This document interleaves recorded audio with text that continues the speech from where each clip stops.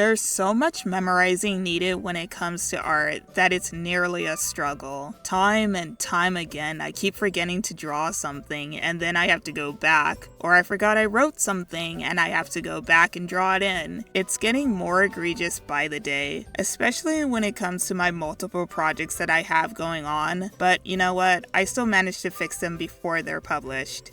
Most of them. I think they're fixed. Please tell me if I'm making another mistake. Remembering things and minor mistakes go hand in hand. I find myself only making mistakes just because I forgot something. It's even worse when it's already uploaded to Instagram or some other social media site. Like, what else can you do when it's already uploaded? People already saw it, it already got liked, and you're kind of just sitting back hoping that no one sees it. If it gives you any solace, someone once told me that the drawing that you spend hours on, people only look at it for 5 seconds and like it, and then move on. So yeah, maybe there's nothing to worry about. Here's one drawing I posted. Let's play a game. Can you tell me what I forgot to add in while I was drawing this? I'll give you a couple of seconds. Okay, time's up. If you said the shading on this floating island thingamabob, you'd be correct. How about the lighting on these cars? Also forgot that. And this house? Totally not there. But you know what? This drawing is busier than a freeway, so the mistakes, I guess, aren't that obvious. It can almost slip under the radar. But when drawing characters, that's another deal. There are people out there with hundreds of OCs. God bless them, because I literally would not even try to attempt to remember hundreds of OCs' names, let alone the few that I have. Now that I'm mentioning it, the people with 100 million OCs, do you guys actually remember everyone's names? I have 18 characters that are kind of important, so I know their names, but I have a background OC that I can't remember the name for at all. I don't want to change her name, I just want to remember what I called her, and I cannot remember her freaking name. These guys here, all of these guys. I'm blanking so hard right now, and I feel so bad. But maybe it's my fault. I never made a reference sheet for her. It's such a simple solution as well. Just make a freaking reference sheet, obviously. But no, I don't wanna. I've been using the same outdated, ugly reference sheet since 2021, and I'll probably keep using this until 2078. I hate these old drawings with a passion. Slap a huge for eternal use only sticker on it, cause I refuse to let these drawings get posted anywhere. But funny enough, I still use them for color reference, so they are still useful to me.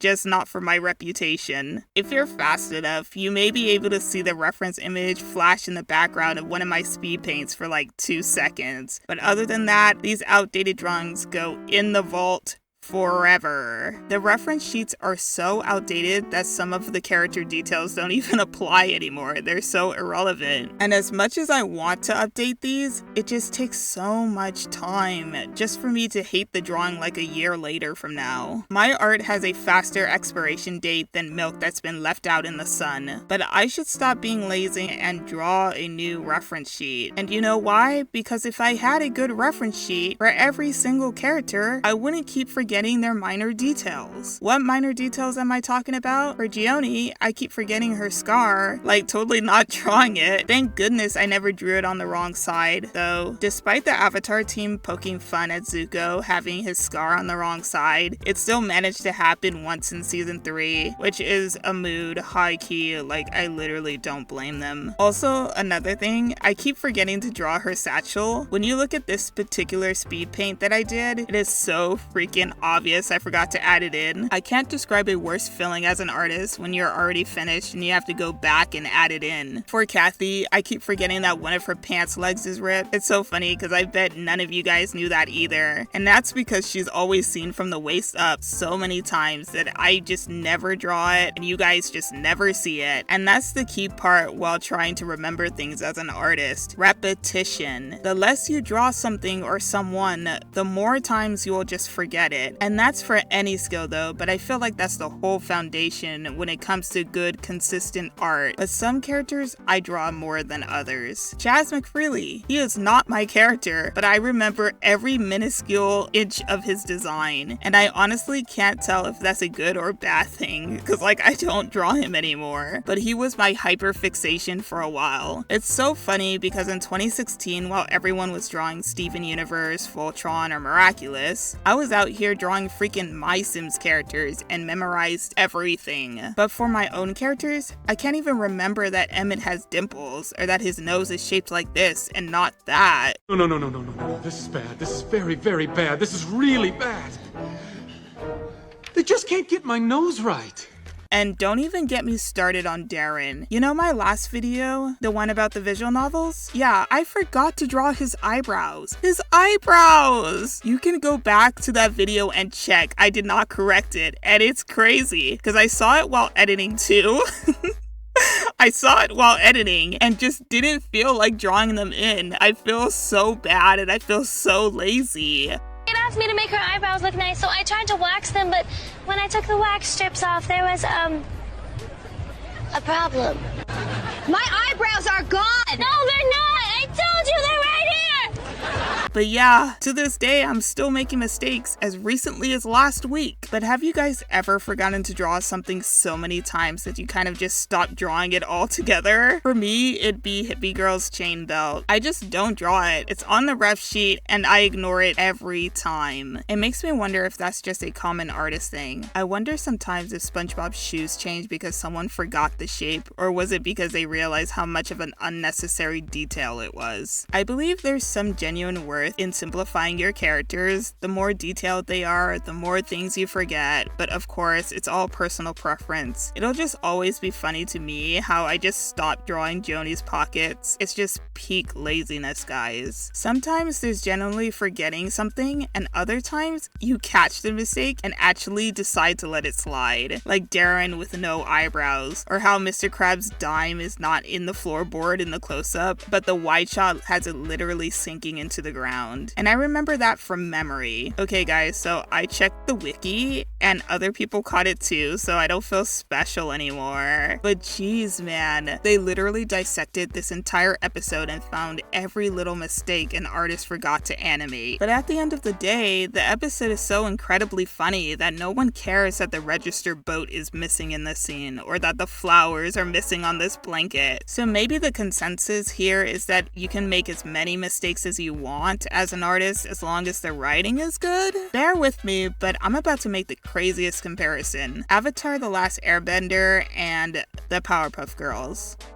2016. Both shows have like a million animation errors per frame. Now before I start yapping, I'm not saying that PPG 2016 is a good show. Again, I am not defending the show. I'm just making a teensy weensy observation, okay?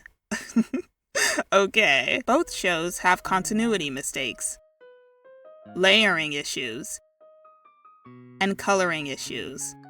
Well, at least the Chinese characters are correct in Avatar. PPG couldn't even get English right. Like, I can't make fun of this because I low-key do the same thing.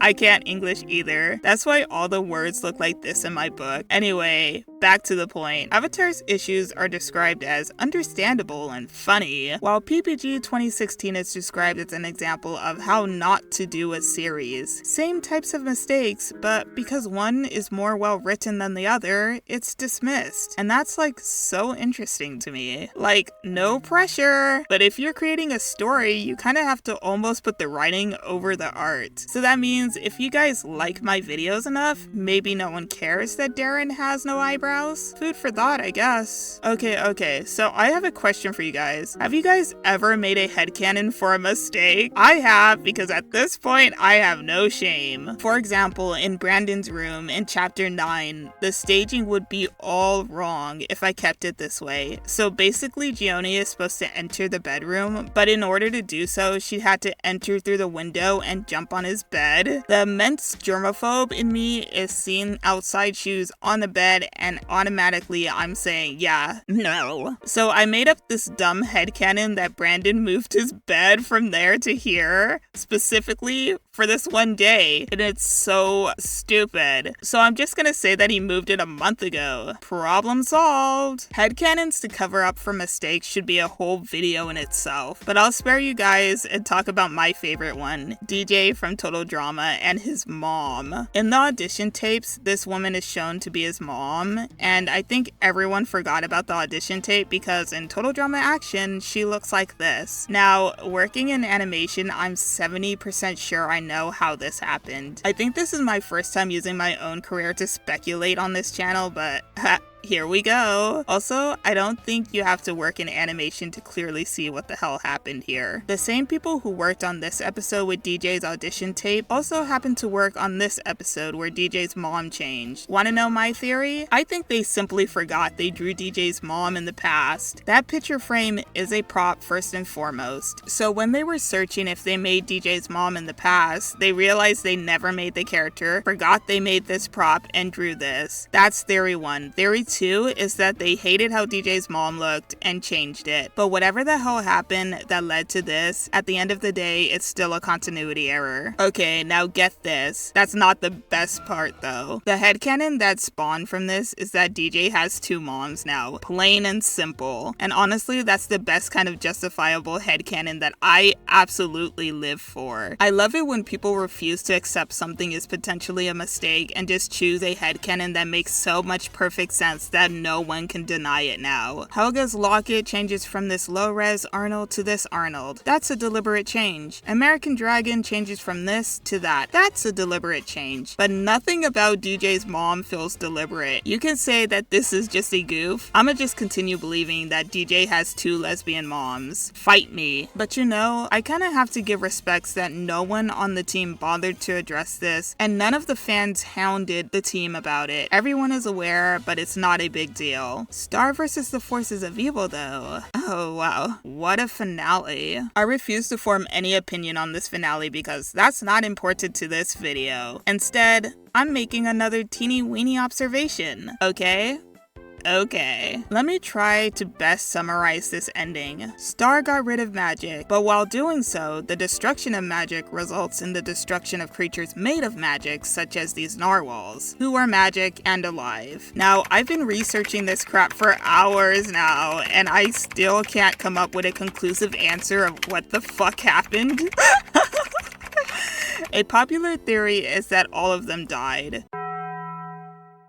Another theory is that everything became non-sentient or has lost its magic. So basically every narwhal that was sentient basically got nerfed, meaning that they don't have any thoughts anymore, just survival instincts. So that means they're dead, right? Does losing sentience mean you're dead? Is being sentient what makes you alive? Or is breathing air and eating food a sign of life? This rabbit hole gets more philosophical the more you think about it, and at this point, it's all up to you as a viewer to consider what's death and what's not. You know what? I wonder what's Aristotle's point on the star versus finale. I bet this man would have found an answer. I'd pay like 20 drachmas just to hear this man's take on it. Okay, whatever. But let me not speculate anymore. Instead, let's corner the creator herself and ask what the hell happened, and if the destruction of magic was planned. Totally fine. Darren, was the destruction of magic always planned? What made you decide on the ending for the show? Yeah, I probably don't want to get too much into the lore stuff, just because I think, you know, and I know it'll probably come up. Everybody's like, "Where's season 5? Where's season 5?" It's probably good to just like say something about it. Yeah, I mean, you know, we were so lucky to get 4 seasons at Disney. I mean, that's more than a lot of shows get, and they decided to stop the show after 4 seasons. You know, so.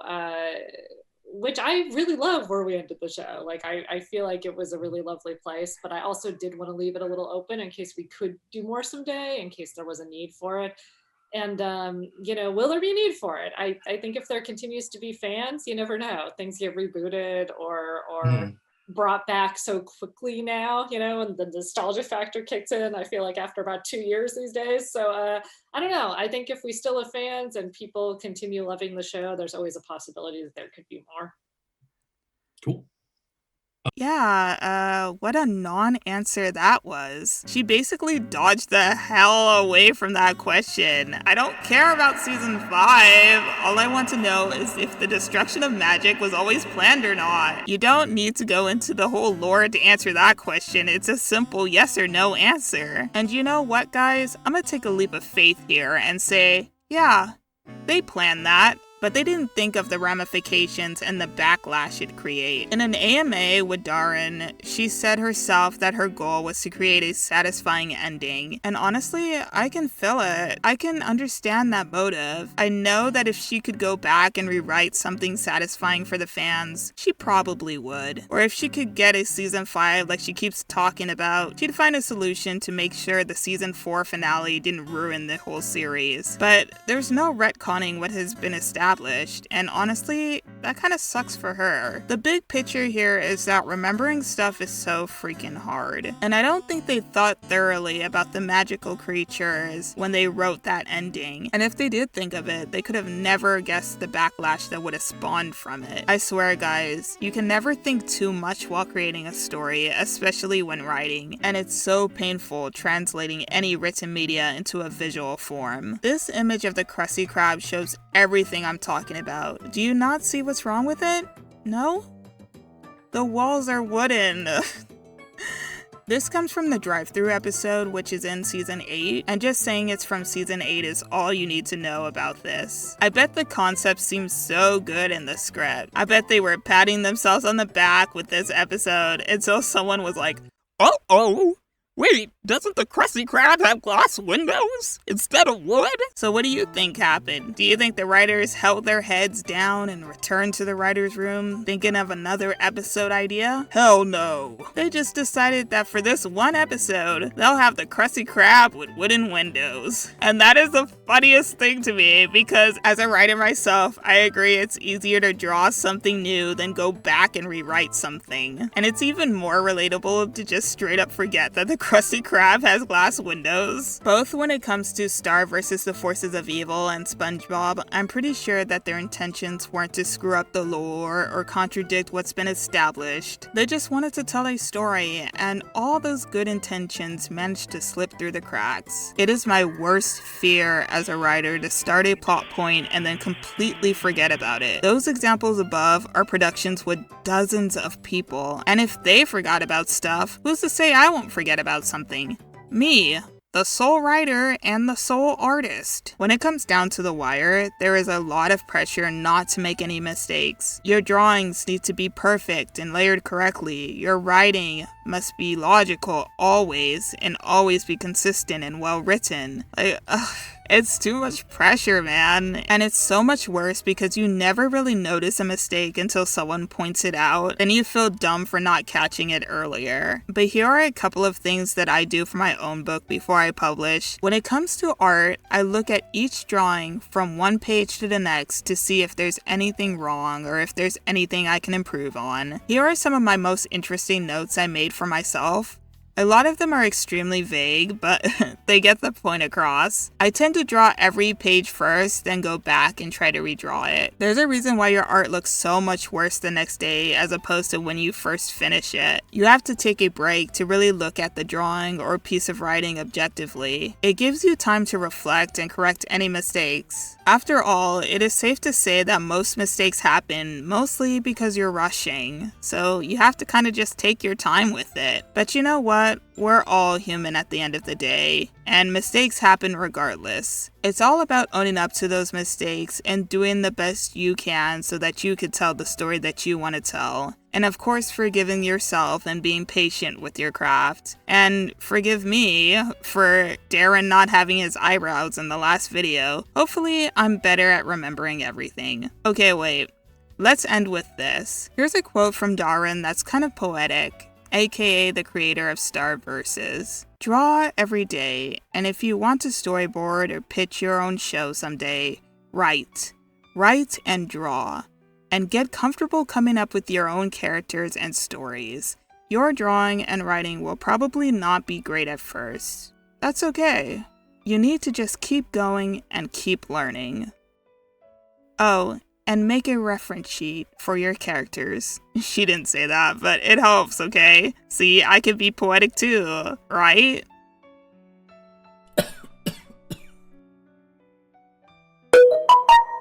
Man, whatever. Comment below the art and writing mistakes you keep accidentally making. Do it, so I can feel better about forgetting Darren's eyebrows. Okay, that's it. That's the video. Check out my book. It's illustrated and animated. Sci-fi and adventure. I just got chapter 8 out the door and checked it twice like Santa to make sure I crossed all my T's and dotted all my I's. If you're interested in the visuals, that's good. I also did my best to make sure that the story also didn't disappoint. Also, I drew Darren's eyebrows in every appearance he's in. That'll be linked below. I also have a Discord for artists and writers. That'll also be linked below. Like and subscribe and whatever. That's like much appreciated. Have fun while creating today, and I'll see you guys later.